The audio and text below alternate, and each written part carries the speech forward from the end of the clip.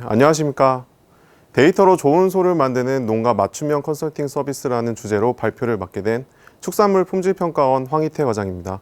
만나 뵙게 되어서 반갑습니다. 네, 오늘 발표는 추진 배경 및 방향, 그리고 데이터 수집, 분석 프로세스, 결과, 활용, 성과 및 확대 방안 순으로 진행하겠습니다. 오늘 발표의 주요 내용은 우리 소 한우와 관련된 이야기입니다. 한우 산업은 30년 전 수입 소고기 시장이 개방됐을 때부터 지금까지 매년이 위기입니다. 넓은 땅과 풍부한 자원하에 대량 생산되어 수입되는 외국산 소고기와 경쟁하는 것은 계란으로 바위치기와 다름이 없었습니다. 이러한 외국산 소고기와 대응하기 위해 우리나라는 30년 전 쇠고기 등급 제도를 도입하였고 양보다는 품질로 경쟁력을 갖출 수 있게 되었습니다. 하지만 기술력과 자본력이 부족한 소규모 농가의 경우 등급이 잘 나오지 않으면 생산비도 건지지 못하여 경영을 포기하는 상황이 발생하게 되었습니다. 암소 수급에 큰 역할을 하는 소규모 농가들이 무너지게 되면 우리나라 한우 산업의 기반이 흔들릴 수 있으므로 큰 문제가 아닐 수가 없었습니다. 게다가 대부분의 농가들이 등급을 잘 받는 소를 만든다고 무턱대로 소를 오래 키우는 경향이 지속되고 있습니다. 이러한 장기 사육으로 인해 생산비가 증가하여 농가의 경제성이 떨어질 뿐더러 한우의 가격 경쟁력도 수입산과 더욱 격차가 벌어지고 있습니다. 따라서 저희는 한우 농가들이 어떻게 하면 소를 효율적으로 잘 키울 수 있을지 도와주기 위해 고민하였습니다. 사실 저희 축산물 품질평가원에서는 농가들이 좋은 소를 생산해낼 수 있도록 사육 컨설팅을 무상으로 제공하고 있습니다. 하지만 획일적이고 표준화된 교육 방식으로 인해 효과성이 많이 떨어지는 상황입니다. 마치 가난한 집 아이에게 값비싼 사교육을 권장한다든지 예술적 잠재력이 뛰어난 아이에게 국영수만 강조하는 어떤 주입식 교육을 한다든지 등의 농가의 경영 여건을 고려하지 않은 비효율적인 컨설팅이 지속되었습니다. 따라서 먼저 농가 컨설팅 이전에 농가의 유형을 파악하는 것이 선행되어야 했고 이를 위해 우리가 보유한 데이터를 활용하기로 하였습니다. 대부분 아시다시피 우리나라에서 사육되는 모든 소는 사람의 주민등록번호와 같은 이력번호를 갖고 있습니다. 축산 전문가와 데이터 분석 전문가가 함께 탐색적 데이터 분석과 심층 토론을 통해 671개 데이터 항목 중 클러스터링 분석을 위한 지표 30개를 도출하였습니다. 이때 중요한 포인트는 기본 지표로 환경적인 요소를 설정하되 농가의 생산성을 대표하는 지표는 의도적으로 기본 지표에서 제외하여 보조 지표로 활용하였습니다. 그 이유는 뒤에서 설명드리겠습니다. 하지만 단순히 환경적인 요소만 고려하기엔 부족했습니다. 소를 잘 키우기 위해서는 환경도 중요하지만 소들의 유전적인 능력도 매우 중요하기 때문에 한국종축계량협회와 축산과학원 그리고 농협으로부터 유전 능력 데이터를 받아 소들의 3대 혈통 정보와 형제들의 성적을 기반으로 전국 농가들이 보유한 소들의 유전 능력을 분석하여 유전 능력 지표를 추가하였습니다. 이렇게 클러스터링 분석을 수행하기 위한 지표를 선별한 이후에 이들 30가지 데이터를 통해 농가 유형을 분류할 수 있는 4가지 범주로 기준을 수립하였습니다. 그리고 보시다시피 각 범주의 높고 낮음 그리고 유형에 따라서 알파벳을 부여한 후에 클러스터링 분석을 수행하였습니다. 그렇게 클러스터링 분석을 수행한 결과를 바탕으로 요즘 유행하는 인간의 성격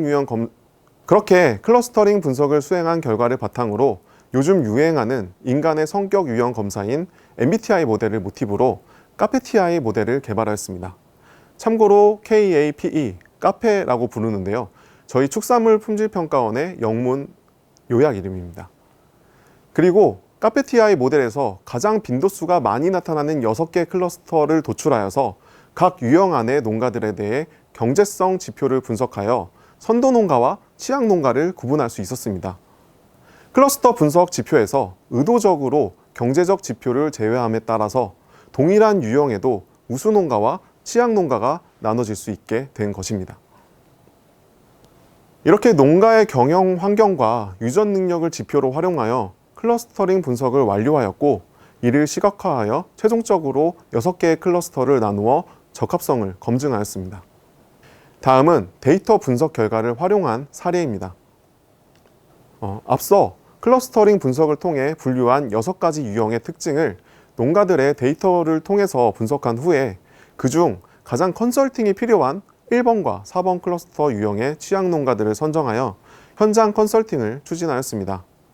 마찬가지로 군산시 105개 농가를 파일럿 농가로 설정하여 군산시에서 추진하는 환경 개선 정책에 발맞춰 한우 농가 사육기간의 단축을 위한 합동 컨설팅을 진행하였습니다. 기존에는 단순히 불특정 다수의 농가들을 대상으로 획일화된 컨설팅을 진행하였다면 이제부터 데이터 분석 결과에 따라 가장 취약한 농가가 어느 그룹인지 확인할 수가 있으며 농가 유형에 따른 맞춤형 컨설팅을 추진할 수 있게 되었습니다. 특히 전문가의 딱딱한 포인트 강의뿐만 아니라 각 유형의 선도 농가분들의 노하우를 저희가 최대한 수집을 하여서 환경적으로 비슷한 취약 농가에게 전파가 가능할 수 있게 되었습니다. 그렇게 5개월간 컨설팅을 추진한 결과입니다.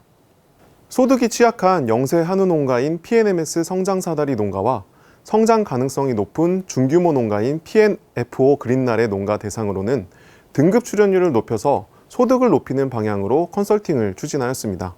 그 결과 출하한 소들의 평균 경제적 가치가 각각 9%, 9.4%가 증가했으며 농가당 월간 매출액 또한 각각 24.4%, 20.7%가 상승하였습니다. 또한 군산시의 클러스터 6번 QAFL 농가를 대상으로는 전응여구 도태와 용량 증가를 중점적으로 컨설팅하여 사육 개월령 2.3개월을 단축함으로써 군산 지역의 320톤의 온실가스 감축과 22.2%의 생산비 절감 효과를 창출하였습니다. 이러한 성과를 전국의 농가로 확대하기 위한 확대 방안입니다. 현재 저희 축산물 품질평가원에서는 클러스터 유형마다 선도 농가를 선정하고 그들의 사육 노하우를 인터뷰하여 동영상 교육 콘텐츠를 제작 중에 있습니다. 이후 한우 농가들이 자주 활용하는 이력제 신고 앱이나 데이터 분석 플랫폼 등을 통해서 농가 유형에 맞는 영상이 추천 영상으로 제공될 예정이며 과학적인 정책 수립에 사용하기 위한 한우 농가 유형별 컨설팅 가이드북을 제작 중에 있습니다.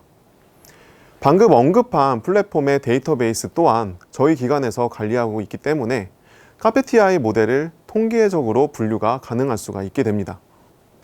또한 농가가 직접 부족한 점을 진단할 수 있도록 농가의 개별적 특성을 고려한 자가진단 컨설팅 프로그램 또한 개발하고 있으므로 물리적으로, 시간적으로 제한이 있는 현장 컨설팅을 보완할 수 있을 것으로 기대하고 있습니다. 다음은 본 과업에 사용된 데이터 목록과 분석 도구입니다.